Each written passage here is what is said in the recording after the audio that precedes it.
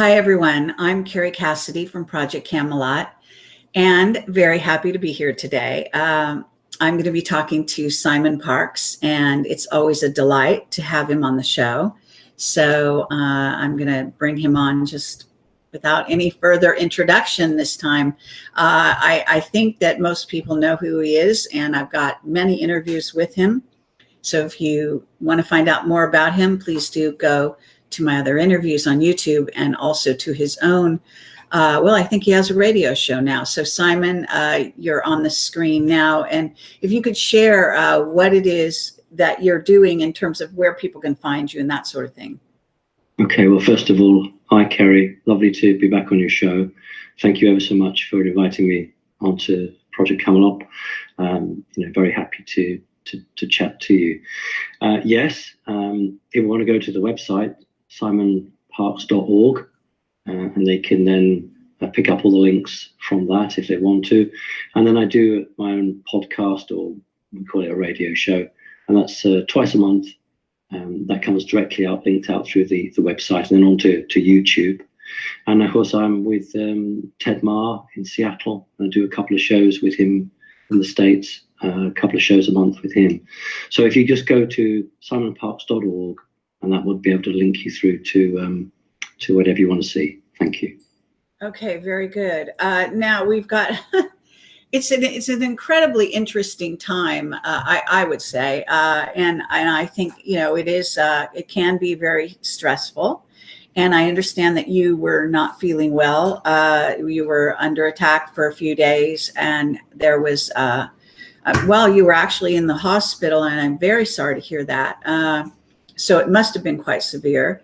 And we do pay a toll, or whatever we want to call that, for doing this kind of work, trying to reveal the truth. And I've got a lot of things to talk to you about and all of that. So, but what I want to do to begin with is actually give you the floor to talk about the things that you think are front and center for in your estimation at the moment for our audience. And this is a worldwide audience. So as you know, that you can just cover everything on and off world and it'll be pertinent.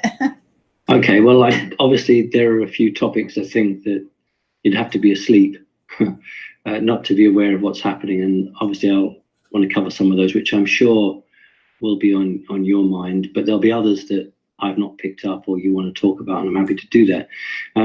But before we do that, I've just got a few little announcements. I'm going to be very cheeky now, and I know that you won't mind.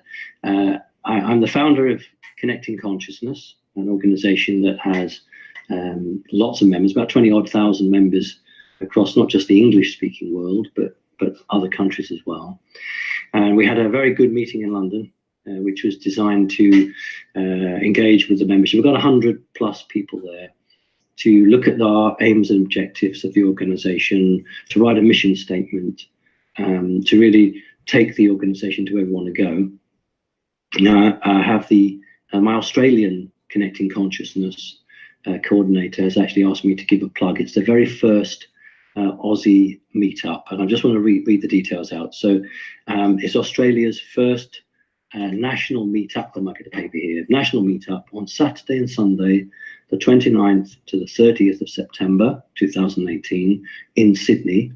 If you're interested in attending, then the coordinator is Will Hamilton, and the email address is will3939 at, I think it's, I'm going to have to spell it out because it's Australian. It's PROTONMAIL.com. So that's for anyone in Australia or Sydney who wants to be involved with Connecting Consciousness. In Australia, that's fine. Also on Sunday the 29th, the Switzerland CC group is meeting up. So if you're in Switzerland and you've not yet joined CC, please do so. I'll give you contact that in a moment. And also in Canada, if they're having a meeting, if you want to, and you're in Canada and you want to meet on with them, please can you contact Becky, that's BECKY, B256 at yahoo.co.uk. I know that's a UK address, but you go through that and we'll get you through to the Canadian and Switzerland connection. And finally, if you want to be involved, this is obviously America, if you want to be involved in the American CC, it's Norman.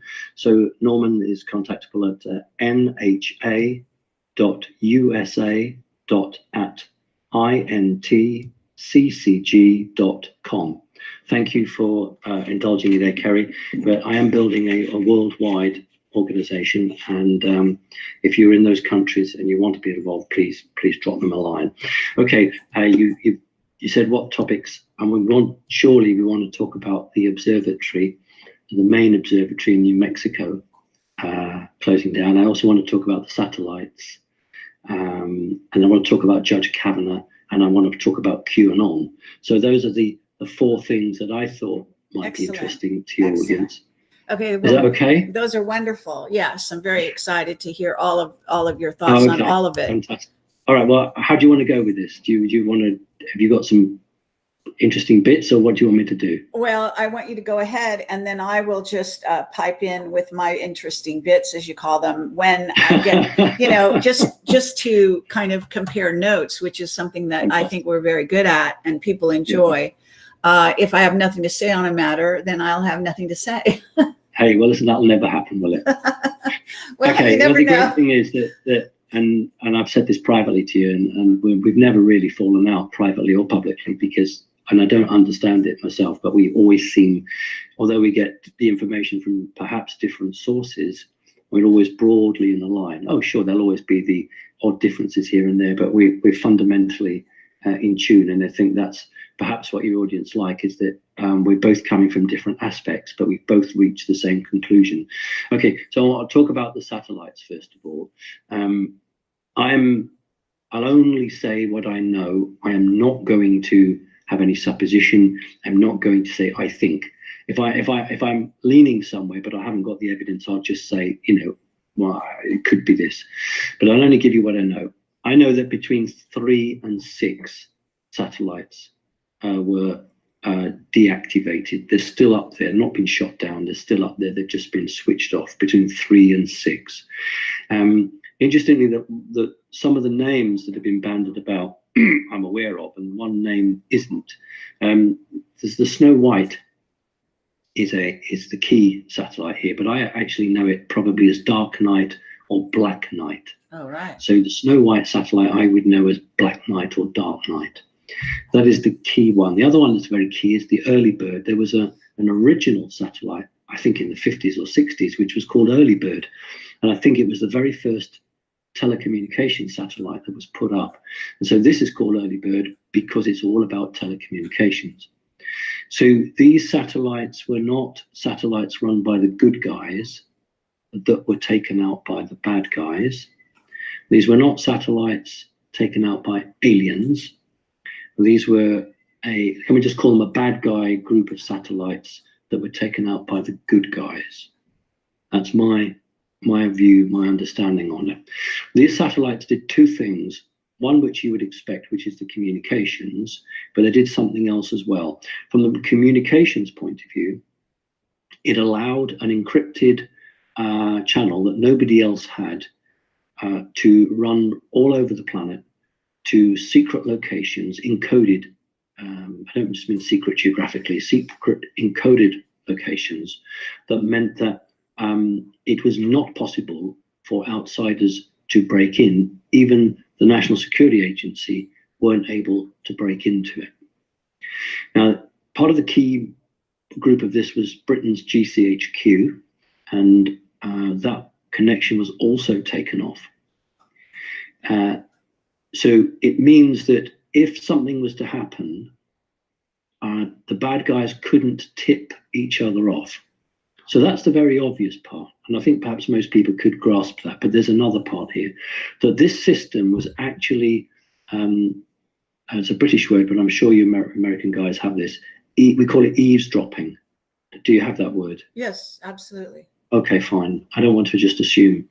This system was actually eavesdropping on all of the encrypted secret communications from American government and world government, in terms of all the different countries that feed information in.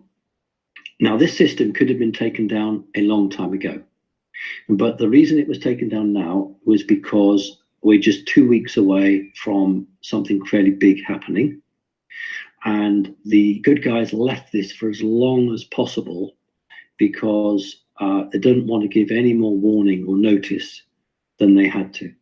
So it means that the bad guys now are blind electronically to a certain extent on this secret route. They don't have access to it. It also means now that they cannot hack into or get hold of information that's coming through the normal secure routes, which they could have done before. The other thing I wanted to say, which has perhaps not been picked up on, is that one of these satellites, I call it the Dark Knight or the Black Knight satellite, wasn't just a communications.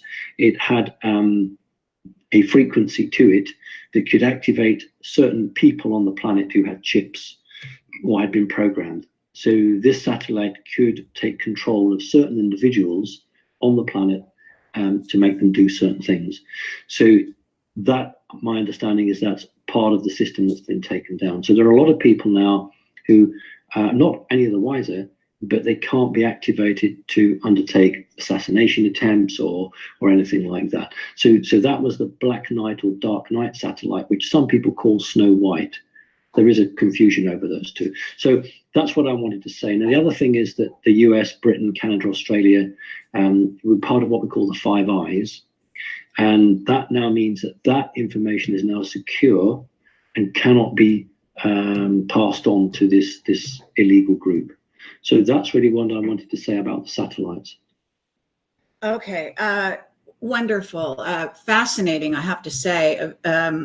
Now, what I'm going to do here is bring in some information that I have, and then you can kind of commentate on that. Sure.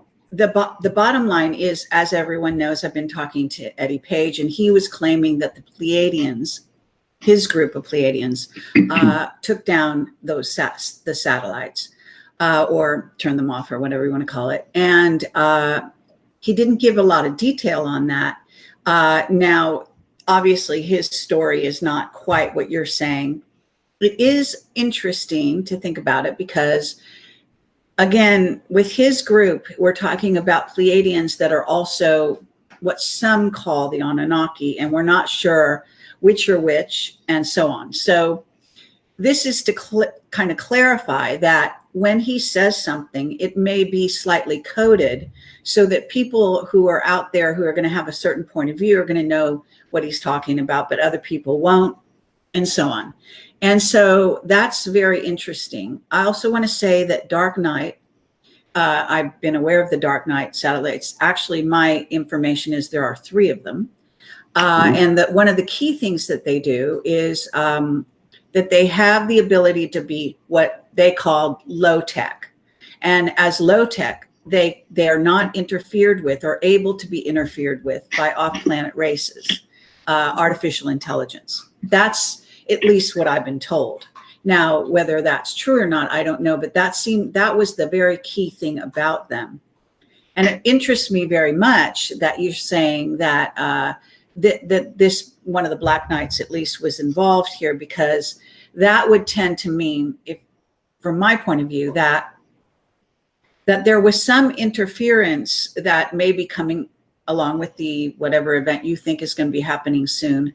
And actually, I think this might dovetail with the Sun Observatory situation, that they did not want, let's see, the good guys did not want the bad guys, meaning the off-planet bad guys either, to be able to do this kind of surveillance and things that they could do, and so on. So it brings that into it. Now, I don't know if you want to go there or not, but those are 2 aspects that I'm aware of. Okay. Any car that's any motor car that's 25 years or old, you can't do the Boston brakes to them. And if you have a satellite that is state of the art in terms of human technology, then it's easy to take over. But if you have a satellite that has 2 phases to it, you have a operating phase, which is pretty mechanical, very, very basic. then it can't be controlled or taken over in the same way. And you have a backup system on there that you activate for a short period of time, which is the high tech. So I totally agree with that. And that's the way you cover it. Something that's got more mechanical parts in it than super electronics is very hard to disable or take down. Anyone who's had a really old motor car, you know, you can keep it going with a bit of string and a rubber band. You don't need all the electronics to go with it. So that's a fact, and I will totally agree with that. There are 3 dark nights, but there's one of them that's the coordinator. So there are 3 satellites, but one governs the other 2. If you knock that one out, you knock the others out. And you talk about Eddie Page. I don't like to, and I never really talk about other people, because if I start doing that, they'll talk about me. And there's quite enough people talking about me. What I would say is that well, let's address the information rather than the person. I want to talk about the Palladian part of it. I didn't want to be drawn into it, because I know audience will ask questions, and they ask questions of me and of other people, and I always say no to that. But in terms of the Palladian group, there is a splinter group, and I know you know this, Kerry, but some of the audience, your audience might be new, maybe just tuned in for the first time and might not know this, that there is a group of the Palladians which are not true Palladians. They are a splinter group, and these are the guys that Billy Meyer and George Adamansky came into touch with, and they had a very strong connection to the Sumerian culture. In fact, they were also running a channeling operation, the Vril Society, back in the days of just before Nazi Germany kicked off. And these people operated a very primitive form of Palladian technology. It was an offshoot. They've been offshooted for a very long time. And this group, we can say, had a connection to the control system on Earth. But what I want to do is to make it very clear that there is a big distinction between true 5th dimensional Palladians and a group of Palladians that are split, that look more like Nordics now. They're not actually, but they look more like Nordics, and they are beginning to fall back into the 4th dimension. So it is not the Palladian group that has got anything to do with the Anunnaki. It is a branch, a faction of that group. So that's, I really felt I really had to spell that out. Right. Okay. Very interesting. And there's more to come on that subject. In my other interviews, I'll be talking to Eddie Page some more, trying to get more clarification on that. It's a very murky area, but some things have come to light. And so, okay, now as to the information, again, not the person, the information, because it's vital that we do bat around information. We do get different levels of information. I've got my sources, you've got yours. We're both intuitives and so on. So this other idea that they may have been involved, first of all, they may be involved in the government on either the dark side or the light side. That's also open to conjecture. And that whether or not those individuals or some of those individuals could have been involved in the turning off or takedown of those satellites. In other words, if we follow your line of thought, you're saying that would be the good guys, a good guy portion that were working with our, the Trump administration, if you want to call it that, and the current, positive side of things, in turning off the negative aspects of those satellites. Is that a possibility in your mind, or do you think that that's inaccurate? No, it certainly is a possibility. In fact, I go a bit further and say they provided the coding. They didn't provide the vehicles or the installations to transmit the deactivating codes, but they provided the codes. So the technology was given, but it was for the humans to actually put that into practice. Excellent. Okay. Very good information. Okay. So now the next subject on the list, where do you want to go from here? The observatory, of course. All right. Very good. Okay. I love it because it's in New Mexico, isn't it? I mean, it's just wonderful. And interestingly enough, the first building was just done in 1947. Obviously, it's a much more up-to-date building, and it's got all the latest technology. But All it right. was originally put up just after, I believe, just after the Roswell incident. So it does date to 1947, which is fantastic. It's the finest. It contains both optical and digital sensing equipment, and it's the finest device for capturing pictures of the sun that there is on the planet. That's a key point to bear in mind. Now, what I think has made me smile was that the officials have released a couple of days ago, I think it was, a blanket statement saying, look, there was a criminal activity taking place in the, it's called the Sunspot Observatory, I believe. But there was criminal activity taking place, and therefore it was closed down. And for the safety of the employees working there, they were evacuated. Now, that's the official line that's placed out. Yes. And what amuses me, and it only amuses me, it doesn't aggravate me or anger me, it just amuses me, is the number of people who are posting saying, oh, well, that's all right then. You see, there wasn't anything going on. There you go. Your conspiracy theories, this is all it was. And they accept that. And that's really sad for the planet if there are people who would do that. Because if you were to understand, then the similar, it's not as powerful, but a similar observatory in Australia was closed down. A similar one in Pennsylvania was closed down. Similar one in Chile was closed down. A similar one in Spain was closed down. And in Hawaii, 2 were closed down. So all these were devices to monitor the sun. So not only was the local old post office closed down next to the Sunspot Observatory, but it and all the others. So in other words, the civilian sector had no eyes on the sun over that crucial period, because all of these satellites, beg your pardon, all of these observatories were largely or partly funded by the US, but they were operating under a non-military regime. So there weren't military personnel staffing them, they were civilian personnel. Now, what I do know is that that in some of these places, and the one in New Mexico, there was a very interesting connection between the employees of the Sunspot Observatory and some of the employees at the local post office. And information was being passed, and that's the reason that the post office was closed down, because they didn't want information being passed out. So it's got nothing to do with criminal activity. We know, I didn't know it was the FBI. I assumed it was SEALs or Delta Force, but I later was told that it was the FBI who landed in Black Hawk helicopters to take control of this facility.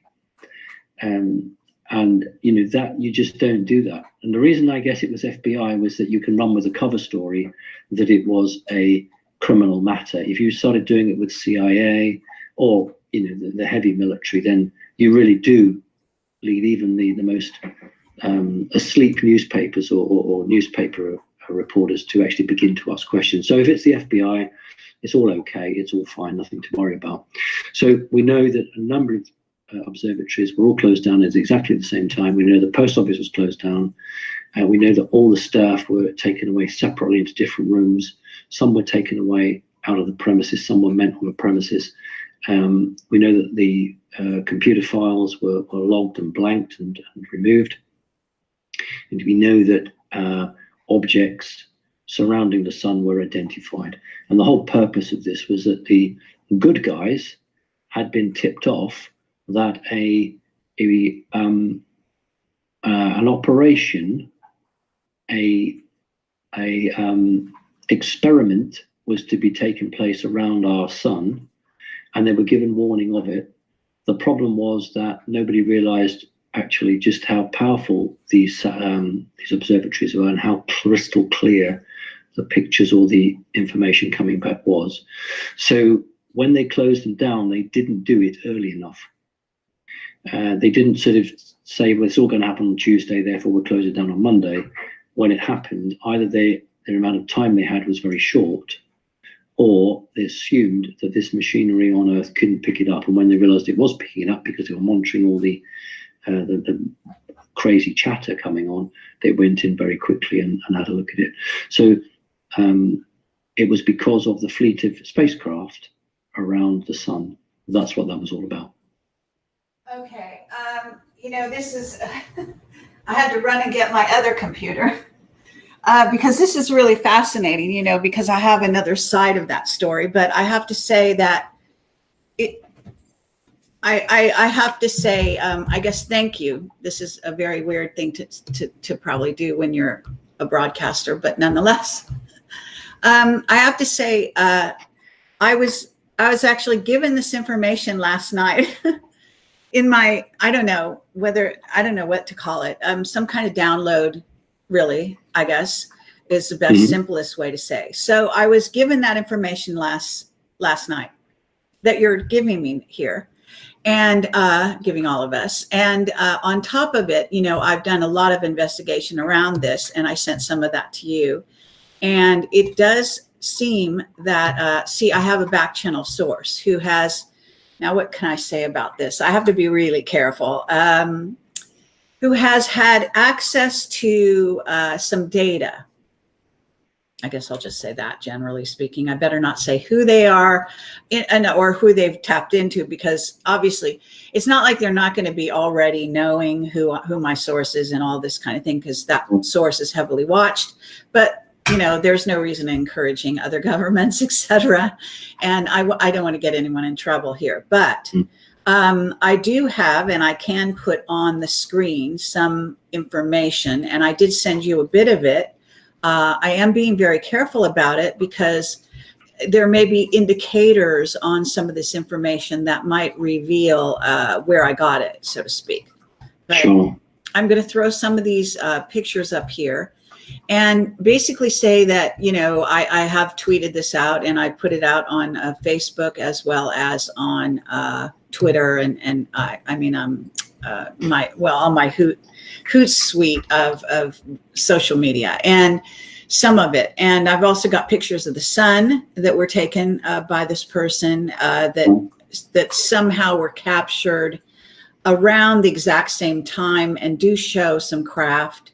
I'm not sure, it's hard when you don't know what you're looking at, so to speak, right? So it's hard to say exactly what they got. But they have definitely tapped into also chatter, back channel chatter. And the information is that this does relate to the, now I'm not saying it's Eamon Ansbro's technology, and he's an astronomer, an Irish astronomer who I've interviewed now twice. He has a grand experiment that he's trying to reach ET by superluminal travel. Actually, no, that's kind of a joke of mine, but he's actually using a quantum mechanical device that they sort of invented. Actually met him. I've met him. Yes, I wouldn't be a bit surprised. So, and you can watch my interviews with him, which really explain it totally, quite extensively. And there's a second interview, which is more up to date about how he was being obstructed, in fact, in his efforts. I don't know the status as of right now, but I can tell you that the indicators I got from my back channel source matched everything he had been telling me about his device.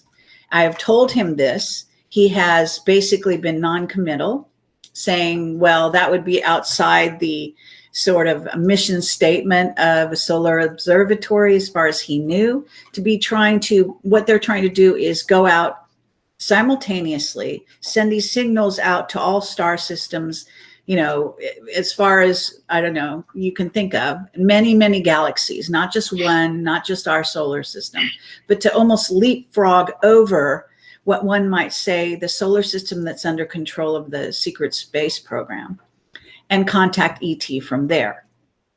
Now, there are indicators, very strong indicators, that the solar observatories were involved in an experiment that was very similar to Eamon Ansbrook's. I don't know if they piggybacked on his technology or whether they had devised their own, and that the Chinese were actually trying to hack into it and be party to this so-called experiment, and that they were getting replies. They were having sort of, you might say, even some kind of communication going on. This is my understanding based on putting these facts together that don't connect necessarily unless you have this back channel that I have. So that's what I've got. Now, it doesn't rule out this other thing, which I also had downloaded last night, which you're saying, which I think is very much part of the story. Obviously, we're not getting the whole story, but it is fascinating. And I will tell you that I have an agent, insider. You're always an agent. Once you're an agent, always an agent. So I have an agent insider who has told me that when I told him about my interviews with Eamon Ansbrook, told me unconditionally that, of course, they would never allow Eamon to be successful at his efforts and that they would shut it down. So then you get the solar observatories making these efforts, finding, I think, going outside what was their, what they were told, their mission statement, whatever you want to call it. And of course, if you contact ET, it's quite possible you want to tell some friends, which is where the post office might have gotten involved. I don't know. Just my guess. So what do you want to do with all of that, Simon? I want to agree with you 100%. Right. Before you came out and told me that, I did actually say to you that the satellite, I keep calling them satellites, so the base stations contained, they had optical, but I said they also had digital equipment. Uh-huh. And it was through the digital equipment that a communication can be run. And in fact, actually, it's not as difficult as you might imagine. It can be constructed quite simply. It's the frequency at which it has to bounce on the Earth. So it was used through the digital equipment, not the optical equipment. So these installations had this capability. The gentleman you referred to is highly regarded and holds a key post in an organization that is remarkably well known to most Americans and even some Europeans. And the difficulty is, of course, that it's funded by the US, which means that that's the paymaster. If you, as an individual or a group, were receiving downloads, as you do, Kerry, if you were receiving downloads, you could get information to construct things, or you could get information to give you an idea of what you should do. And the law of the multiverse within the good guys is that they can't just come charging in, they have to be asked for help. Now, if a whole host of bad guys are already dealing with certain governments and have an arrangement, like in the 1930s, the mob ruled certain streets, and you couldn't go into that street unless you were part of that mob.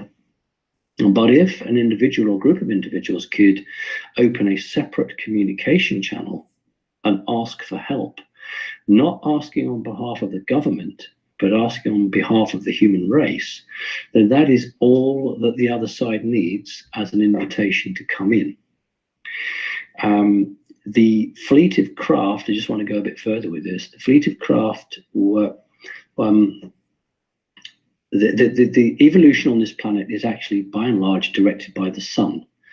Global warming, as it's been sold to the public, is just a lie, total lie. There is a warming, but it's not through carbon emissions. You might get 1 centigrade, but it's not the big deal here. The big deal is that the environment is being affected by the particular frequency of light coming from the sun. Now, the human race is slightly delayed. We're behind schedule a little bit, partly because we're all a bit silly, and partly because the bad guys have had thousands of years at manipulating us, and as a result of it, they're really good at what they do. So one of the things you can do when certain things happen in the universe or the multiverse is you can alter the frequency of energy coming from the star. The sun, the main star, is responsible for the evolution of our solar system. It's not just going to be the Earth that's going to change. All the planets are moving and changing on an energy basis. And so this fleet of craft, I understand, were altering and changing the frequency to impact humans and the Earth in a slightly different way than it was originally intended. So the fleet of craft, I accept as a fleet of craft. I believe that they were there not using the sun as a portal to come in and out just for and that's the end of it. They were actually there to work with the energy of light coming from the sun, and it's the way that it affects humanity on the Earth. So yes, we are, you made a joke of it, but you're absolutely right that the finest, fastest communication is through the DNA. The next best is through light. So if we have a superluminal or a D-wave type system that can operate a communication system above the speed of light, that's what these guys were capable of doing with their machines on these observatories. Then you can reach objects much quicker than you would otherwise have done. And that's my understanding. Does any of that match with what you know, Kerry? Absolutely. Yes. And wonderful, wonderful kind of summation there. I'm going to try, I have put one message up there and I wanted to send it to you. So I'm going to try to drop that into your chat. It'll be down on my box here somewhere. Yeah. Okay. So if you just, but we have to move on with the discussion while I get my technical thing together to do that. So Sure.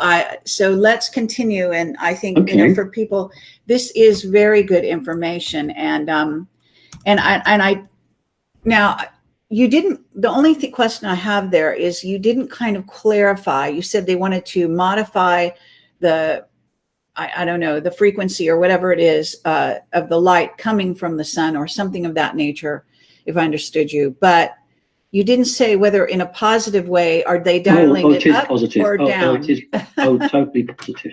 Okay.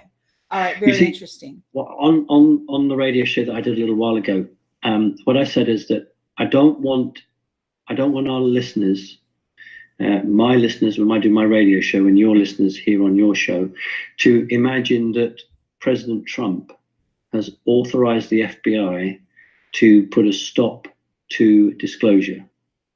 My understanding is that this type of disclosure, I'm not defending it, I'm just telling you what I've been told, that this type of disclosure would be 0 to 60. The disclosure that the White House wants is a much more gradual, gentle disclosure, but it wants this alien disclosure as one of the last things to be disclosed. It would much rather things like 9/11 and the gold heist and things like that to be dealt with first. So it wasn't, my understanding is it wasn't because the good guys wanted to prevent disclosure in its true sense. They didn't want it now, and they wanted disclosure at their speed. Now, we could argue that we're ready for it, we want it all now, and I'm not making a judgment, I'm just saying why those guys were sent in. Okay, so in other words, you're saying they're dialing it down in a negative way, but they mean it in a positive way, or you're saying the cover up of dialing it up was done? I'm sorry. Okay, I don't think I understand you, Kerry. Okay, so you were saying Trump administration sent in. Are you saying they sent in? They authorized it, yes. A group of our space program. In other words, it's our guys that are up there at the sun. No, Kerry. I mean the FBI. Oh, okay. Sent in the people who authorized the FBI to go in and close all those sites down. Okay. From. All right, got it. Yeah. Okay, very interesting. Simply because they didn't want disclosure coming out because they're not ready for it. Okay, yeah, that's, well, that gets into a whole interesting discussion, but we won't go there at this exact moment. It's certainly worth talking about at some point, but all right, thank you. That's, fascinating stuff. It is really interesting, this whole, well, that gets into even Anspro's whole position, if you will, and the position like Project Camelot has, and certainly yourself and others. In other words, we are pushing the envelope ahead of the rest. And we are basically saying we can handle the truth. That's in essence what we're saying. Absolutely. And so we are not in full agreement on the timeline, if you want to call it that, but we are in agreement at least with a certain portion of this ruling group that do agree that people do need to know eventually, and even on a certain I think there is an escalation even on the sort of side that sent in the FBI, so to speak, that they acknowledge that they are now under the gun to do a lot more faster than they previously wanted. Would you agree? Yes, because what's happened, to my knowledge, at least 3 deadlines have gone and passed where certain positive forces have said to US administrations, you really do have to, explain humanity's position within the universe, within the multiverse. And each time the president has said yes, that he would, and then reneged on it and given the excuse that it wasn't ready, that they couldn't do this, they couldn't do that. And I reported I think 6 months ago, that a final ultimatum had been given, not to this president, but the final Obama, saying that if he didn't make a disclosure, then they were going to do it anyway. And the whole point about the US administration making the disclosure was that they then could manage the fallout. But if it was taken out of their control, they wouldn't be able to manage the fallout. Now, with the arrival of President Trump, that threat had been removed, but there was an understanding that it certainly would take place, if not in his first administration, but in a second administration. And that dovetails with what Mark Richards has told me, that it actually, disclosure has been pushed along, if you want to call it that, and so there are various things happening, even in Syria, for example, to do with the reptilians who are pushing for it, believe it or not, and other races, and they of course have a rather nefarious reason for wanting disclosure, but nonetheless, that's a reality. So yeah, that totally dovetails with what I'm getting. Good. Good. One day we'll disagree. Okay, we'll look forward to that one. And I want to talk about QAnon, and I want to talk about Supreme Judge Kavanaugh. Okay, go right ahead, and I'm going to give you some stuff.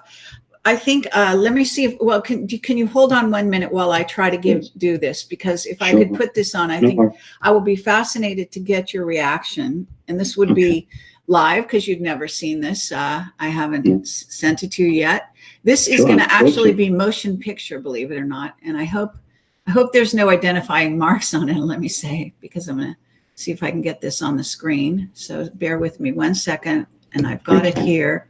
And then I'm going to actually play it for you. And first I'm going to play it for the audience. Okay. And so then, this is just audio, is it? Or no, this is a video, and it doesn't have any audio. So how can I watch it? Oh, that's a good question. I'm going to give it to you, and then you'll have to open it on your own desktop. How's that? Okay, no problem. Okay, so stand by here. So I've got you on my other, so that you can see it at the same time everyone else gets to see it. Okay. More or less. So are you, I don't understand, are you emailing it to me or what? Oh, I'm going to drop it into your Skype. Ah, that's fantastic. Thank you. Okay. Yeah, that should work. So stand by 1 second here. I'm doing it as we speak. It's not a big file, but it is a motion picture. So it should go quickly. And I'm going to take you off the screen and put this on. So stand by for this. This is footage of the sun that was taken just around this time of all of these events going on. So it's arrived. So I'm going to play it now. Yeah. Yeah, and it's being played on my screen here. So this is courtesy of a very talented individual, and it is a he. He is zooming in at this moment to show some things on the screen, and then that's it. It's very short. And then I have some other still shots for those. I'll play it one more time for the audience here so they can see it again.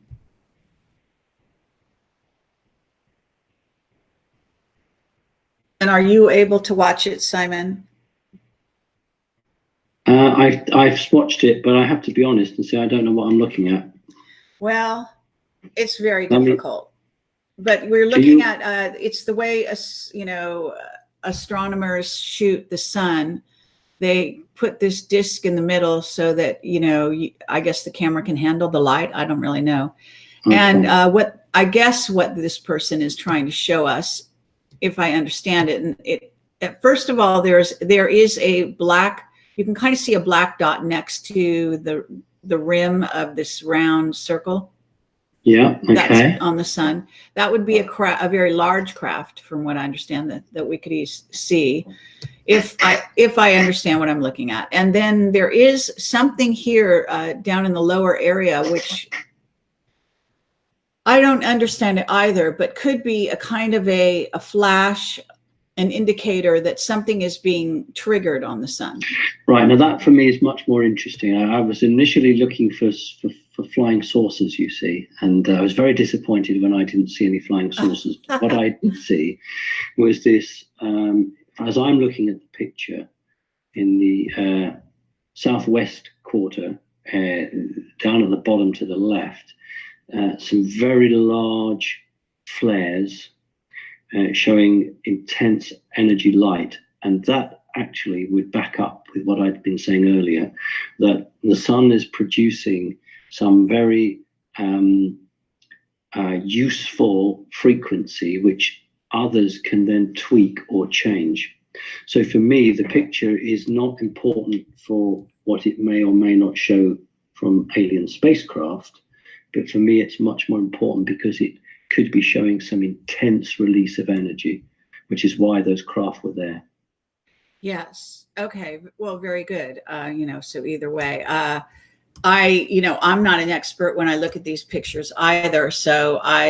But I thought that they looked really fascinating. I think that energy indicates something going on there that looks really amazing. I think there are craft in the picture. I may not even understand which are craft and which are not, because I think these pictures that I look at of the sun are always very difficult to tell what you're looking at.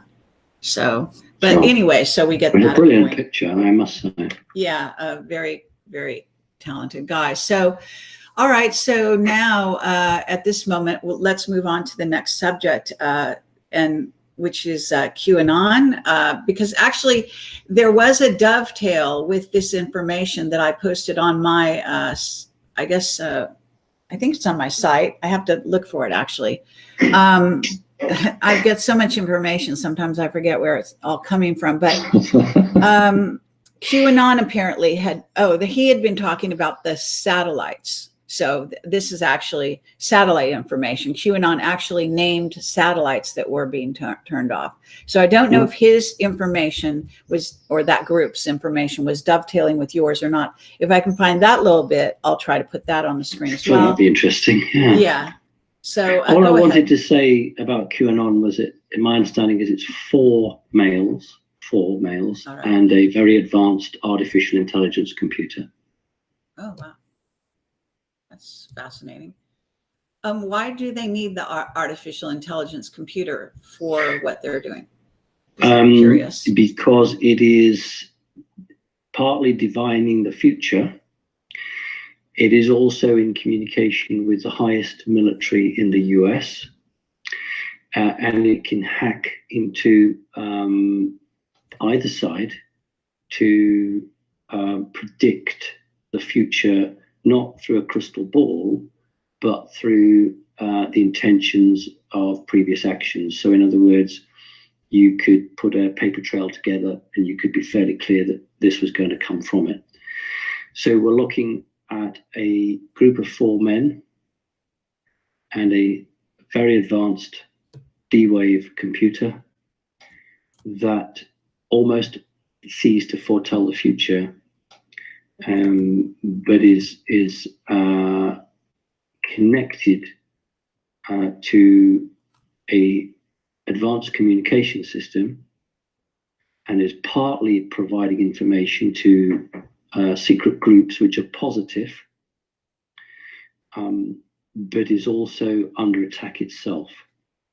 So Q is also under attack from another form of artificial intelligence, which is negative. So I would suggest that the information coming from Q is by and large accurate, but we can't always be sure who's posting it at the time we receive it. Fascinating. Yes. Okay. Now, I don't know if you can address this, but I have heard that John F. Kennedy Jr. was supposedly still alive and that he might be one of the members. Well, I know someone who channels JFK. I don't know about the rest of the family. I have no knowledge on that, Kerry, at all. All right. Okay. Now I've got this little, this is actually on my Eddie post that I've been elaborating on details on Eddie's sort of controversy, if you want to call it, going on. And I'm going to put this QAnon on here because it looks like it matches. It's fascinating, really, that it matches your stuff. Now, I don't know if you can go online, to other websites when you're able. I daren't, in case I lose you. I better Yeah. Not. Okay. But I could take a screenshot of this and then try to drop it into your chat so you can take a look as well. Or you can just look at it later. But it's fascinating because it actually does have the name Snow White on here. Right. That QAnon apparently had put out there. And this was sent to me. Does it have early bird as well? I'm going to scan it and see. It's a bit difficult because I'm trying to get it all on one screenshot here. And well, I can. It says, okay, this was as of August 30th. Okay, this were the posts. I'll read it very quickly. It'll be faster. Snow White 3 is now offline. Snow White 4 now offline. Snow White 6 now offline. Snow White 7 now offline. Package complete. Have a nice day.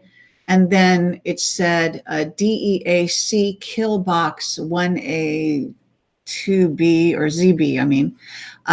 Corona 1 now offline. Corona 4 now offline. And this is all dated August 30th. Corona 8 reroute T83. Corona 8 new control. Right. That's interesting because that one means it's been taken over. If it's been rerouted, right, or as we say in Great Britain, rerouted, that means that the good side have actually hacked into that and taken control of it. And also the other one is interesting, the Killbox. That's we call it dead man's handle in this country. It won't mean anything to you. It's a device that prevents self-destruct.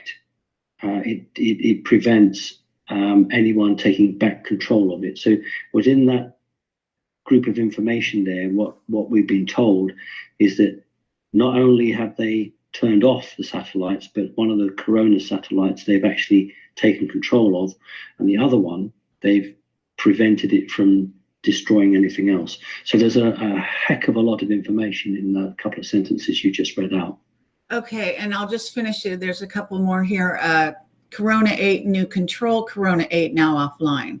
And it said Corona another 6. new control. That's another new control, which means that that's actually now under control and is operating for the other side. So again, that's very interesting. And then Corona 16 task route Z8301, Corona 16 now offline. So its job has been changed. So whatever job it was undertaken to do, let's say, for instance, it was spying. Let's just say it was taking photographs of the White House. So what that piece of information tells us is it now has been altered to take pictures of something else. Yeah, fascinating. And then it goes Corona 16 now offline. So they did something and then they took it offline. And then the next thing says, blind eyes in the sky, shall we play a game, ? And that's the end of it. Okay, so this is the AI talking. This is the AI talking. Really? Humans don't talk like that. They don't. We don't speak like that, but machine does. It's quite good. What it's saying is to the you now don't know. You can't see. So shall we play? Do you remember, Kerry? Oh yes, I know exactly what you're going to say. I love that. Go ahead. No, you tell me. No, you do it because I'm terrible. No. Go ahead, please. All right. When you were a kid, you had a game? No, this is a movie. Ah, right. Okay. Well, they're connected. Oh, yeah, probably. So we know, and so that's basically that. Hints are being dropped, ideas are being given. The summation of the human consciousness is held somewhere, and this device is able to pull out and make jokes and have a bit of fun. But basically, what it's saying is, we can now. You can't see us. You can't do anything. Now we're going to go for it. So that's when I said earlier in our talk that they held back on this. They held back on it they left it as late as they could. I think they had the technology to do this months ago. Fascinating. Okay, well now the leading question is, and I know we want to go in other areas, but what is the preparation for that's coming up that actually had to do with the satellites? And I would say these things are all connected: the satellites, the sun, and what else is coming. Yeah, yes, they are all connected, although their connection might be a bit tenuous. So the final part that I wanted to talk about, which is connected, is the Supreme Judge Kavanaugh. So interesting that this sexual allegation has now been brought up when he was 17 and the girl was 15. Just shows how desperate they are to try to prevent him getting into office. And I was aware some months ago when we were up to about 25,000 indictments.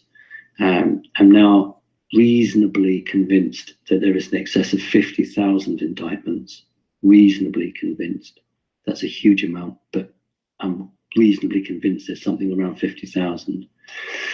And the way it works is that these indictments can only be drawn up by a DA and a group of, I don't know, between 6 and 12 judges who are absolutely sworn to the highest secrecy you can ever get. And it can be done at state level, it can be done at federal level, and somewhere in between. But if you were going to indict people, you have to indict them where they either live or where the alleged criminal activity took place. But it's very important that every state would be involved, because you want to draw all of America into this. You don't want to just have everything dragged up to Washington, because then it creates an us and them culture. And you want America to buy into this. If you think about Germany, there was the end of the war, the Nuremberg trials, and everybody went to Nuremberg. It was about the only place that wasn't bombed to bits, where they could have a big building and do it. But in America, which is on the state system, and what I wanted just to let the audience know, are you there, Kerry? Can you still hear me? Yes. Okay, it's just that my complete screen just went black. Oh, really? Yep, it's come back now. You can still hear me, yeah? Yeah, and you've okay, I've never had that before. The screen went absolutely pitch black. Right. That's very interesting, because what's happened is someone turned me off here and then someone turned me back on again. I think, yeah, that's like what you might call a warning. Oh, I'm happy with those. I get warnings, but I'll carry it, because, this is the truth and it needs to come out. The major states, I'm not going to mention anybody's names, so they don't need to worry about that. The major states that have got the most indictments, I'm going to read them out, are Ohio, Texas, Virginia, Maryland, Massachusetts, and California. Oh, wow. Those states have the highest number of indictments of people ready to be indicted. We know, because it's public record, that end of last year, beginning of this year, Trump changed the rules so that courts could be quasi-military in certain circumstances. And we know that the civilian sector has been working hand in glove with the military sector so that quasi-courts could have both military judges or military prosecutors or defenders and civilian prosecutors. It's a very interesting setup. The only way you could possibly get through anything like this number of people is if you'd have 2 weeks per court case. You can't have a court case going on months and months. So if it's done as a tribunal, it will be done in 2 weeks. So it is possible to get through large numbers of people. Interestingly enough, here across the pond from you guys, the British police have been talking about Brexit and saying that Brexit was going to cause civil unrest on the streets. But when you look into it, it appears that they're using Brexit as a cover for a potential for some disruption. And I would say the same for the US. I have always talked about 2 weeks, 2 weeks to 3 weeks of disruption. For the last 3 years, I've always said that if there's going to be a disruption to energy or transportation, it would only be about 2 weeks or 3 weeks. And I've always said to people, just keep enough food and water just for a couple of weeks. Don't need to stock up for months and months. But it's interesting that I'm getting messages now from the US that there may be some states that have some form of disorder. There may be some form of blackout imposed, some form of curfew, but it would only be slated in for 2 weeks. And it's interesting that the Brits, although they're talking in connection with Brexit, are now also talking about a similar sort of 2 week period or 3 week period. So I think this is all coming to a head. And for the last 6 months, I've been saying that October, November, and December of this year are perhaps some of the most crucial months on this planet. And I never expected any serious indictments to be opened until October. I always thought it would be from October onwards. So, as you said about 3 times now in the beginning of the show, this is the most interesting time. It is. It's a really exciting time. It's a bit nerve-wracking, really. But we've got to go through this. So October, November, December, make or break, really, in terms of how quickly we can get things done. Okay, so let me sort of backtrack on what you're saying so that I understand it. Are you saying there will be a 2 week interruption in services? I'm saying there'll be some form of shutdown of some. If a certain body is going to move against another body, and both bodies control different arms of the government, then in order to push your agenda through, you have to shut down that arm of the body that's still run by the bad guys.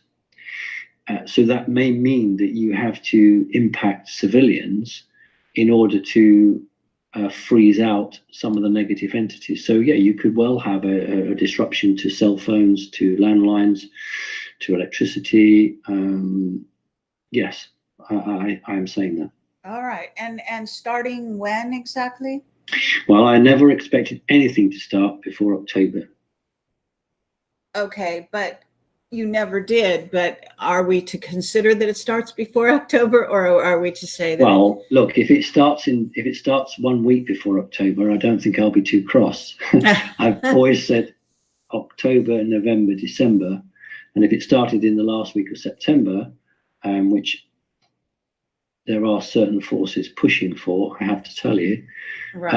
I won't be bothered because, hey, listen, I was only a week out. But what I've also said, and this is like deadly serious, is that if it doesn't happen in October, November, December, it's not going to happen properly. So it's really got to happen October, November, December, because the window of opportunity will be lost. All right.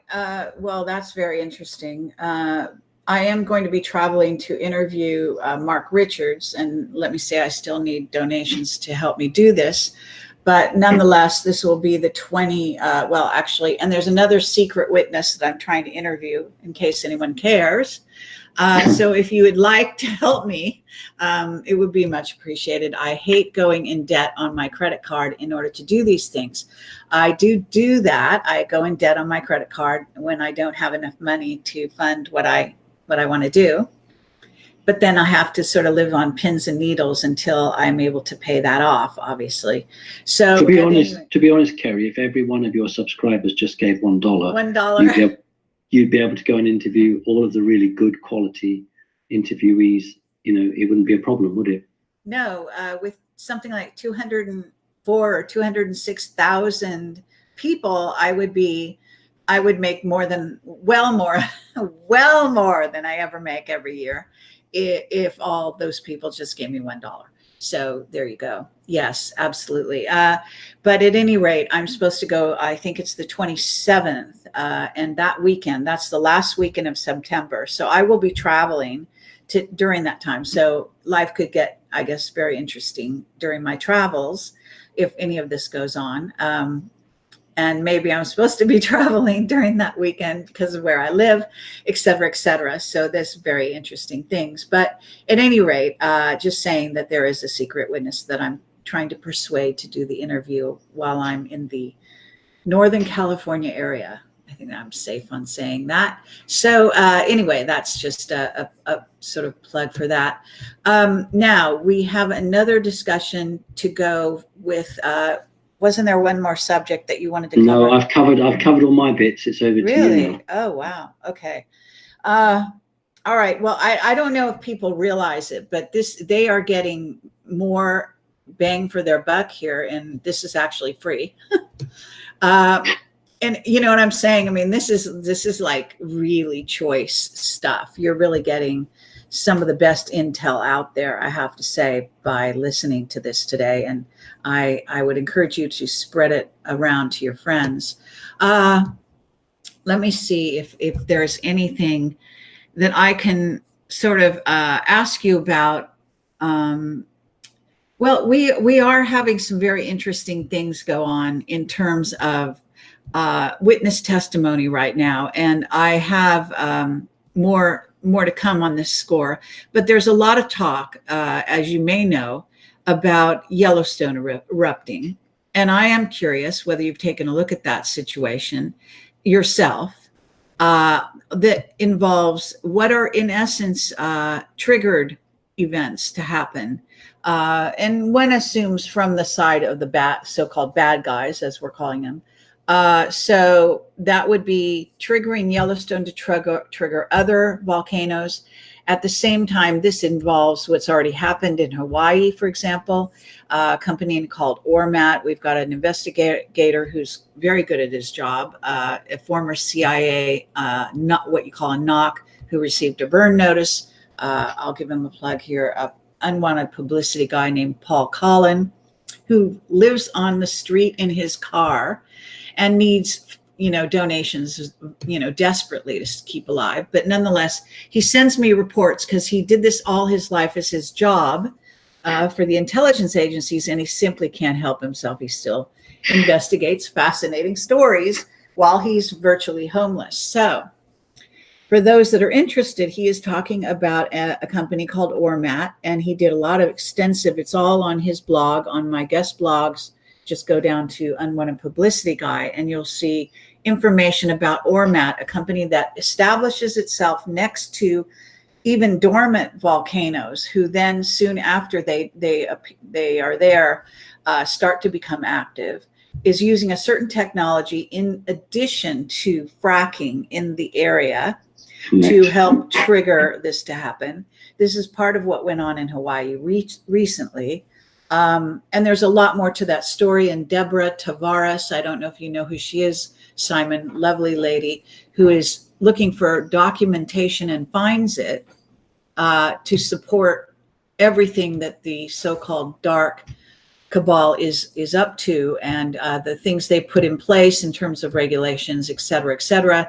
The fires in Northern California, she investigates the earthquakes, all of this weather wars, man-made triggered events. So that's kind of a long-winded question, but would you like to have anything to say about all of that? When members of the Farsight Institute and other organizations and individuals remote viewed into the future, not very far into the future, they found an Earth hugely depopulated. My point is that it depends which timeline you remote view.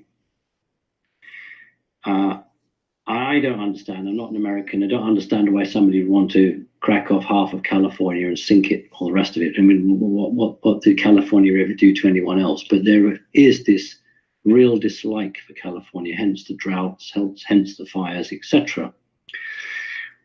The important point I'm making is that this doesn't have to happen. Yes, arm's length organizations operating reasonably advanced technology linked to fracking, I have to say, and of course Mr. Bush has a strong connection there, of course, have the capability by placing ground devices, nothing central, but locally ground devices, which can exacerbate something that's already there. In other words, you can't make an eruption out of nothing. There has to be some ongoing activity. So my point is that on one timeline, this is all slated to occur. Humanity is to be wiped out by 3/4. The West Coast and some of the East Coast of the States are going to disappear. But that's one timeline. And this is what we're fighting for. We're fighting for freedom. We're fighting for the right to live in the way that we want to live. And we're fighting to throw off oppression. And so, yeah, I'm sure that there are certain individuals who absolutely have this as their plan. But, you know, if we can wake up enough of your 200,000 viewers and the millions of people out there, that's why we need these indictments to be opened, because I want to talk about this, Kerry. I know it's a little bit off track here. I don't believe anybody really is going to be upset by a case of paedophilia, because they become so immune to it. They'll just say, oh, it's terrible. What will really shock people is not the cases of paedophilia, but the network that organized this trafficking. That is what will shock people. The scale, the breadth, and the depth are household names, both individuals and corporations, who were willingly involved in this. Now, that's what will shock humanity. Not that this happened down 58th Street or this happened over here, but the coordination of this. And people will say, how is it that KERRY CASSIDY knew the truth, but I didn't?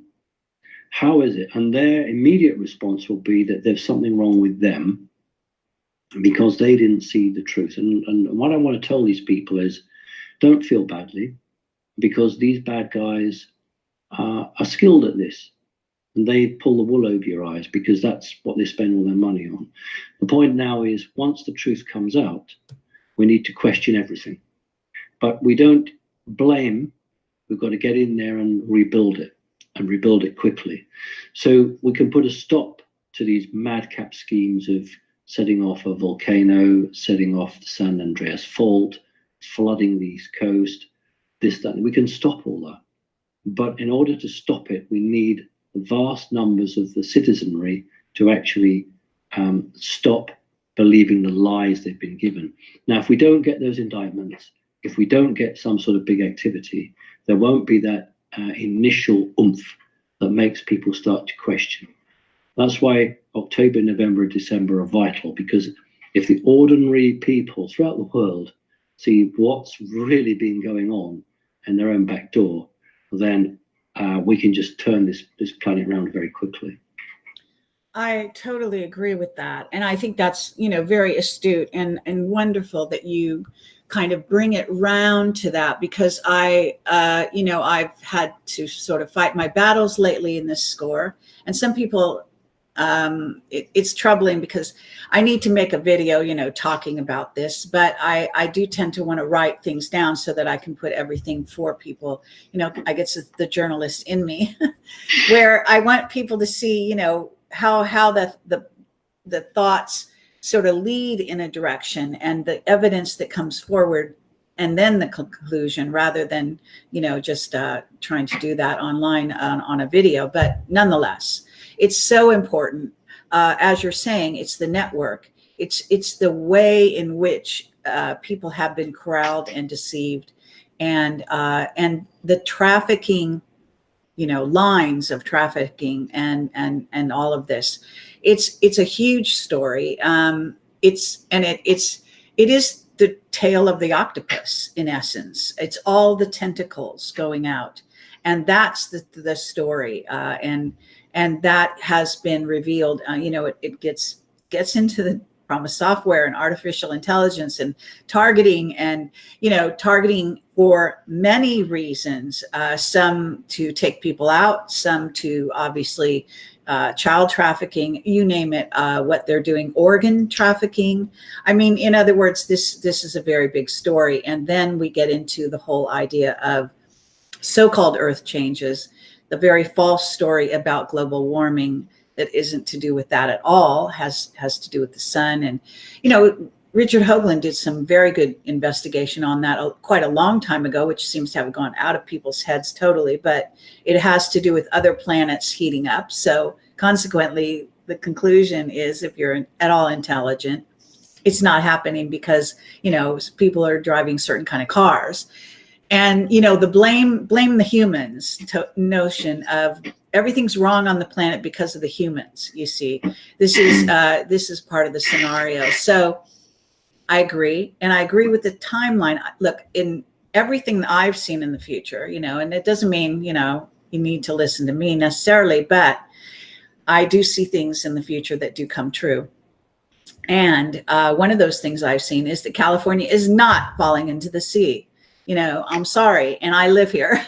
I know that makes me prejudiced, but actually it also, all I can tell you is there may be timelines in which it does. They may want it to, they may want to try to make it do that. But, and it is really fascinating, the things that will happen. I have seen certain timelines, but, I actually see a little bit of a mishmash of the two scenarios. So there will be bits of things going on, but not to the degree that they're talking about in what I've seen of the future, for what it's worth. So I think we are talking about different timelines. And I don't think that people should be vindictive to blame this idea that you're going to blame someone because they believe in the sort of negative timeline, and then it doesn't happen. So those people were supposedly misleading you on purpose. Actually, people that put this stuff out, including Eddie Page, fully believe what they're telling you most of the time. They absolutely, either through past lives, either through their own being mind controlled, either through, childhood terror. It's a combination of things, but there is a psychological profile for why somebody tends to believe a negative, timeline as opposed to a more positive one. I think you can probably address that. I will do. I'll just say that so many people imagine that trafficking is 20 kids on a boat that's all falling apart with 3 or 4 desperate gun runners or what have you, and the boat sails out and it may or may not make it through. What will shock them is some of the most advanced transportation organizations actually willingly participating in the transportation of trafficking. That's the first thing I wanted to say. Second thing is, it's quite contentious, but I'm going to go there and I'm going to tell the people of America this. That earlier this year, I lost you again. Can you hear me? Yes, we hear you fine. You're right here. It cut off. Can you hear me? Yes, you're online. Okay, I went off again completely. All right. and all the lights went off as well, but they've come back on again. That's incredible. We're seeing you, and you're loud and clear here so far. Well, honestly, what I believe is someone's trying to switch this off, and someone's trying to keep it on. Excellent. I don't see it as a warning. I actually see that someone's trying to turn me off, and then someone's trying to turn me on. So there's a battle going on, right? Fascinating. Okay, well, let me say it quickly before somebody does pull the plug on me.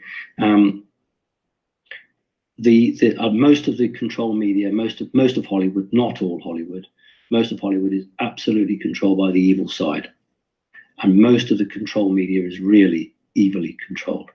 And shots of Mexican prisons, children in bars, President Trump preventing kids, this, that, and the other, and it really kicked up a huge storm.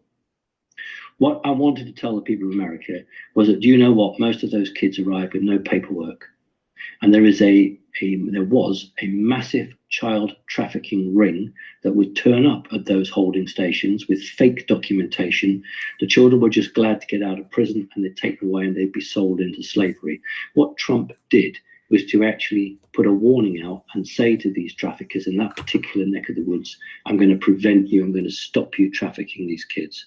So whilst the nasty arm of the media was shouting about how evil Trump was and these poor kids taken away from their parents, what Trump was doing was cutting off one tentacle of the octopus, as you call it.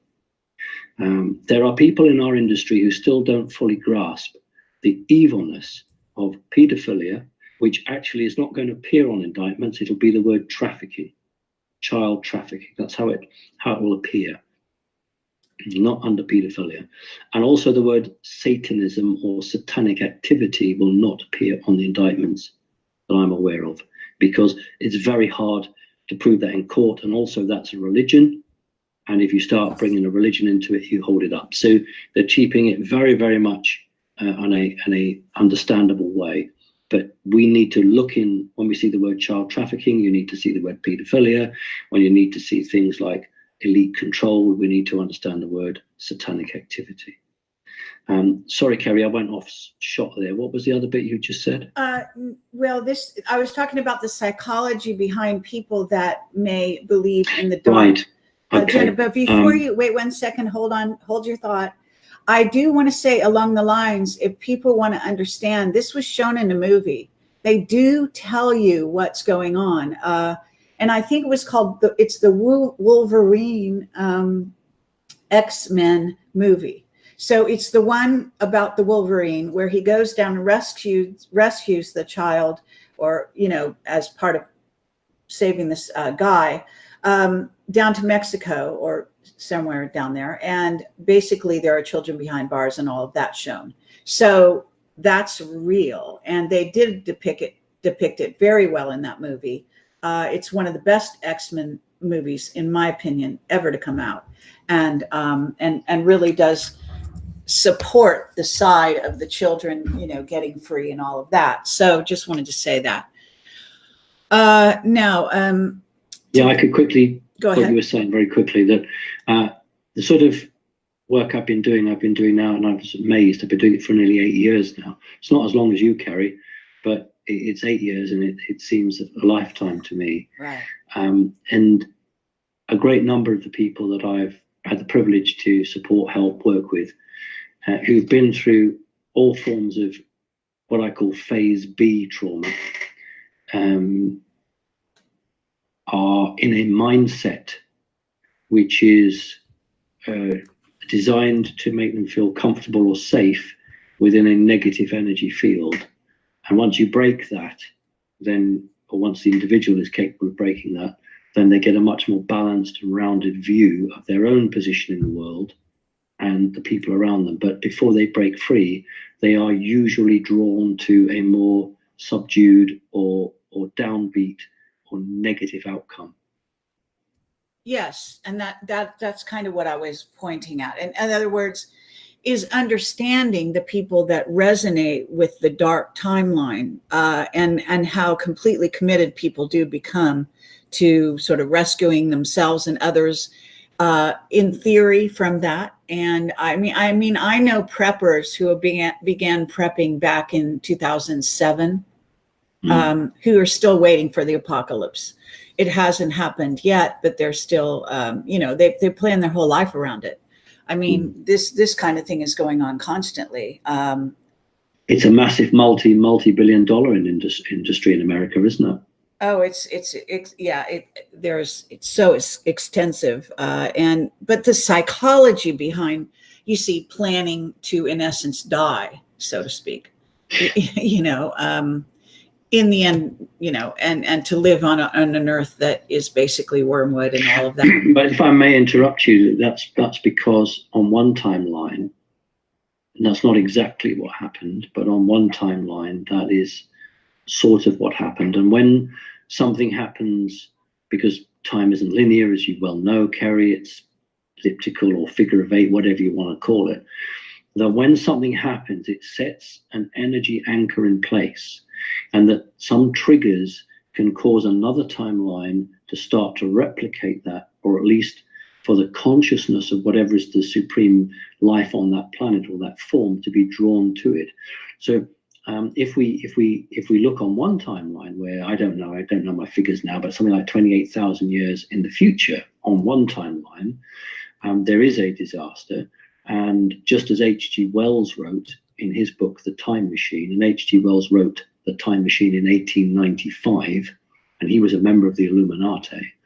And he wrote about the humanity splitting into two groups, those at which went down and lived underground and were the elite, and those which stayed on the surface and were basically the downtrodden, the ordinary people. And those who were on the surface were nearly all wiped out, but managed to hang on. And those that went down under the earth originally were okay, and then they de-evolved, and then they actually come up at night time and prey, literally feed off the life form on the top. So those who've had the knowledge have known for a very long time that there have been timelines where humanity is split into the two groups. One's gone underground, one stayed on the top. And if you look at the Rendlesham incident, 1981, where remnants of that group had come back to visit Earth before the 2012 change, before humans' DNA had been changed so much that they couldn't do anything with it, came back to 1981, took a DNA sample, went back and reversed that timeline. Now, when you understand, as you do, KERRY, that these timelines have a great impact on running timelines where there's a potential future, that is why it's such a strong pull for some people. And those of us who are aware of more positive timelines, they're a strong pull for us. And so you get this dichotomy split between people who are naturally pulled in one direction and those pulled in another. Right, exactly. And I think very well put, very well put. So that was one of my biggest questions for you, was to sort of get your take on, as I said, these various so-called timelines and destructive events that are right now being talked about extensively, of course, by Eddie Page, but others. I have Richard Allen Miller, who's a Black Project physicist who is convinced for one reason or another, and he's somebody who does look at he's an herbologist. I just did a documentary on him. We went and visited him. He's a delightful man at his home. And he believes that it's very good possibility Yellowstone will erupt in the next 6 months. Now, he is part of Navy intel. He's heavily surveilled. He puts out the truth as much as possible. He's being penalized for it, by the way. And so if people want to help him, I wish they would donate to him. His name is Richard Allen Miller. And he's in his elderly years, and they are punishing him for the truth he tells. But it is interesting that he has seen this as well in terms of Yellowstone. I have seen some things in my future scenarios that does include that. So it's very possible. Now, you said you can't take a volcano that's basically, I guess, dead and maybe bring it to life. But in the case of Yellowstone, as everyone knows, the geysers, and everything, it's quite obvious that that's a very active, still active area. And I was just in Mammoth, where we saw, we went to the heart of the caldera there that is there, and that is also very active as it happens. So these places can be triggered, and it's possible they will be, or at least they will try. And they do have, underground earthquake weapons. This technology is owned by, I think China has it, Russia has it, the US has it. They have been doing these weather wars. Do you want to talk about weather wars and what is going on the planet and has been going on? Do you have any information that you might want to help people to understand a bit more about weather wars? Because it's such a key aspect to war in general now that I don't think people really put those two together necessarily. We haven't seen these devices used to their full potential, because if one country was to use it to its full potential against another, that would then have a retaliatory effect. The difficulty we've got, of course, is that America is split. You've got this good faction, and then this indifferent faction, which is huge, and then this rather small negative faction. And there's the negative faction over the last 25 years that have dominated the US, and as a result of that, control the infrastructure and the command and control. It's only in the last literally few years that this command and control structure has been slowly but surely taken back by the legitimate forces, not entirely, but in some key areas. So it was never really about how do we starve China of water, or how do we send a heat wave down to Canada.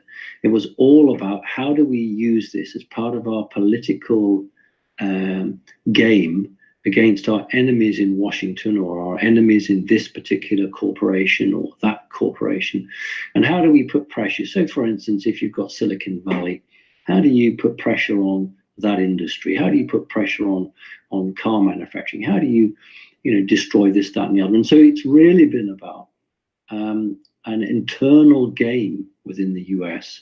It's not actually been used as a weapon as it would be to send a B-2 bomber over to Afghanistan. It was always used as a secret weapon to play a political game. It's only now in the last few months with countries like China, who are not at war with themselves, but have this total global dominance program through peaceful dominance, actually, generally speaking, through the economy crash everywhere else, of them using the device. We talked a little bit about the superluminal communication systems with the satellites. Well, the Chinese were one of the first outside of the United States to launch and successfully operate a superluminal communication satellite. And I think actually you mentioned about the Chinese hacking, and I can actually confirm the Chinese do regularly hacking at superluminal speed, and they have very advanced technology. So with people like China now capable to project weather wars, it rather now spoils the game of those evil people in America who have been so navel gazing that they've taken their eye off the ball, what other countries are doing. But it's not been played out. You see a cloud in the sky, you don't see any rain. It's not like a bomb exploding. The public don't really understand that this is part of a long-term game that's been played for 30 plus years, maybe 40 years. And as I say, I still don't understand why people hate California. Okay, well, I don't either, but to get back to the subject, well, let's take Hurricane Florence, for example. This is a weather war. It's not the first hurricane that's been a weather war. It's aimed at our own country, strangely. Getting some help there from basically the European side of the Illuminati, I would say. And so you could maybe address that. I will say that North Korea is certainly very involved in the weather wars game, and trying to become more involved as it happens, and so on. So these the use of the weapons is, yes, happening. I know there was a earthquake, for example, in Italy, in the middle of Italy, in a very strange place that doesn't usually have earthquakes. That was a weather weapon attack. So there have been, you could actually cite a number of places where these things have happened. So do you have any thoughts about Hurricane Florence? And I'm told there are some other hurricanes in the pipeline, I guess you might call it, coming in the near future that may do some similar things. I worked with a group who have the most amazing sound technology. They have metal gongs, which are huge, absolutely enormous, and they are set at different frequencies. And I've had the great privilege of working with them to disrupt some of this technology. We've worked together on a number of projects and to try to reduce the strength of this hurricane. Certainly they worked through the night, and I'm absolutely convinced it did come down a couple of notches, not as much as we would like. So yes, these weapons are being used. They're usually designed to put pressure on governments. There was a situation a couple of years back, 3 years back, with Canada. When a government doesn't do what the cabal wants, then you can't go dropping a bomb on your supposed ally. But what you do is you create what's called a natural disaster, which the public and the newspapers sell as a natural disaster, but the government is left in no uncertain terms that unless they change tack, or unless they vote a different way, or unless they stop making these outrageous announcements, whatever they may be, there'll be more of the same. And we've only got to look at the situation in Japan for an absolute cataclysmic experience of that. But that was actually nuclear rather than this sound wave, vibrational microwave technology, which is what you're referring to in terms of the tectonic plates and the ground. You can't make it rain from nothing, but what you can do is you can bring in the rain clouds maybe 100 miles away, and you can bring them in, or you can push the rain clouds away. So whilst the technology is not all encompassing, it has the capability to have something like a 75 to 85% success rate. Now, there are a number of these stations across the US and into Europe. That's what's so surprising. And because the cabal have run this planet for 40 plus years in terms of modern technology. So these facilities are there. Some are not controlled by them, some are. Now, this comes back to the satellites. With the satellites that we've talked about earlier now out of operation, some of these ground-based technologies are dormant. Great. Well, that's going to help. Now, yes. There is one, I know we're keeping you a while here. I'll give you one more question that is related to what we're talking about here. But I'm just, trying to get your take on something that Mark Richards actually talked about, which has to do with the Northern California fires that were quite catastrophic, as you may know, and that a whole neighborhoods were decimated. Really, it is quite extraordinary that we haven't even seen the brutality of something unless you want to liken it to, I guess, areas where hurricanes have been targeted. But nonetheless, really, really brutal. And one thing that Mark said is that he felt that it was a certain groups of ETs that were actually coming through a portal into the Northern California area, and that they were then being attacked by our government with certain weaponry, and so that this was in a sense that Northern California was caught in the middle of a war, in essence, a small war, and that these certain I'm not great with military terms, but there are certain military base where the individuals came in to fight the war there on the ground. So are you familiar with what happened in Northern California? Did you pay a lot of attention? Did you have any information yourself in that regard? The largest membership for Connecting Consciousness is in the United States. Therefore, I do pay an awful lot of attention to the US, because that's where the bulk of the Connecting Consciousness membership is. every country is important. Some countries have a bigger role to play at the moment, and at the moment the US has a bigger role. And what has been interesting is that the type of weapons used are of a form of an energy weapon. And what's remarkable is that anything metal tends to be affected by these weapons more than anything else. So if you visit the site, you'll often see a tree with its full green leaves just 3 feet away from a motor car that's been completely burnt out.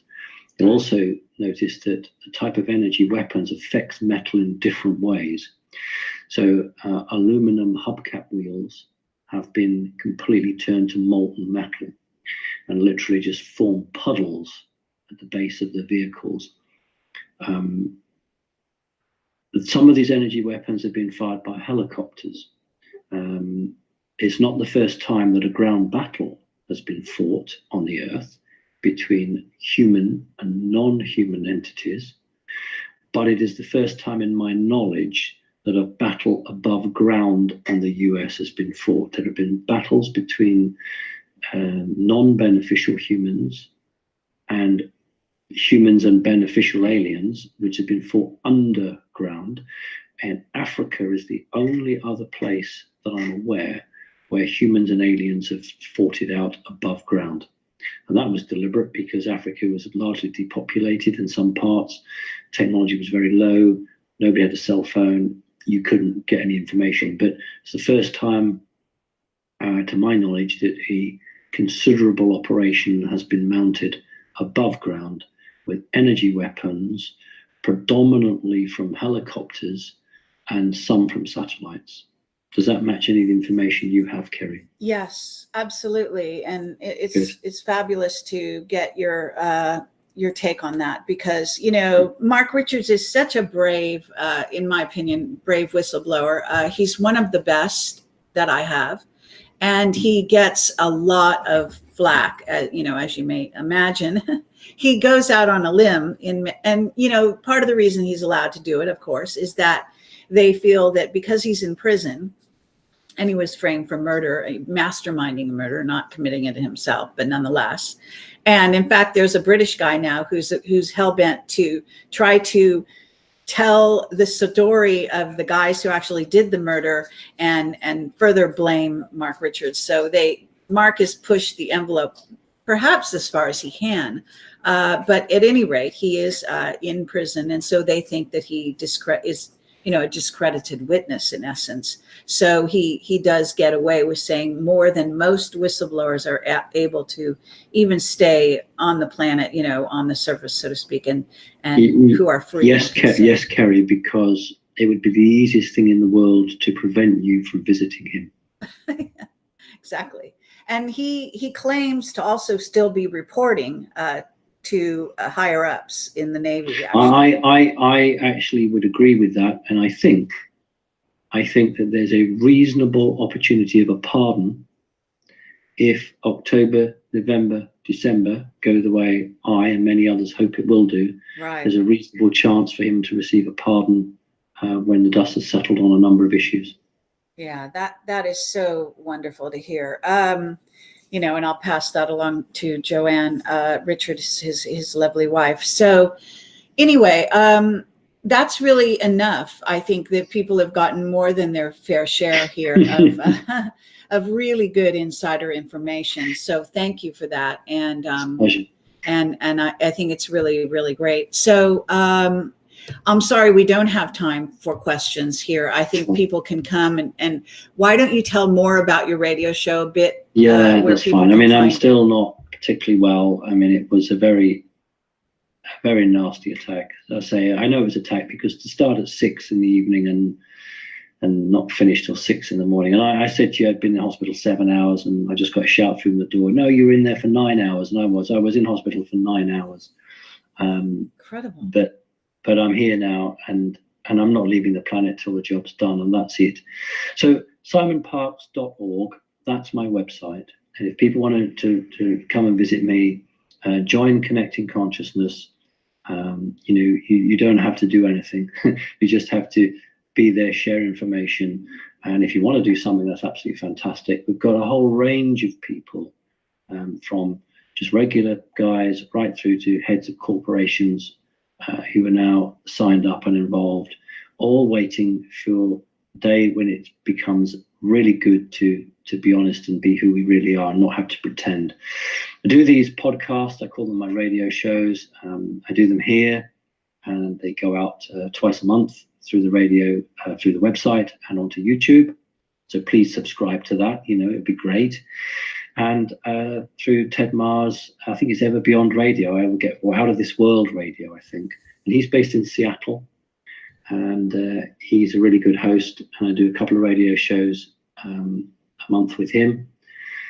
So yeah, that's it. And like you, Kerry, we just do what we can, and we just believe in the truth, and believe that if we just keep at this, it's got to come right. So thank you for having me. God bless to you. All right, thank you so much, Simon. It's been a real pleasure, and take care of yourself, okay? And I know everyone will send you good energy so that you can have a complete recovery. And so I'll let you go now. That's great. Thank you. Bye-bye now. Bye-bye. Take care. Bye. All right. So that was a really fabulous program, and I hope everyone appreciates that, appreciates how much he puts himself on the line, under the line of fire, so to speak, or on the line of fire, and is coming forward with the really good stuff. So I want to say that I'm in a week, next week, I'm going, at the end of next week, I'm going to head for San Francisco on my way to interview Mark Richards. If you can possibly donate to make that trip possible so I don't go in debt on my credit cards, I would really appreciate it. And thank you for those who have been donating all this time, keeping Camelot alive, and to a very specific individual who got me out of some very hot water financially very recently. I do want to say that part of the reason I've been behind the 8 ball financially is this summer I spoke in June in Barcelona to a standing ovation, I want to say, which is very lovely, to well over 1,000 people. I don't know, maybe 1,500, maybe more. And that was in Barcelona. And that organization, which is called something like Ufology World, has still not paid me. So they didn't cover my flight, although they said they would, and they didn't cover a speaking fee at all. So I was out of pocket close to $2,000. So that really kind of made it more difficult for me to stay alive in the last few months.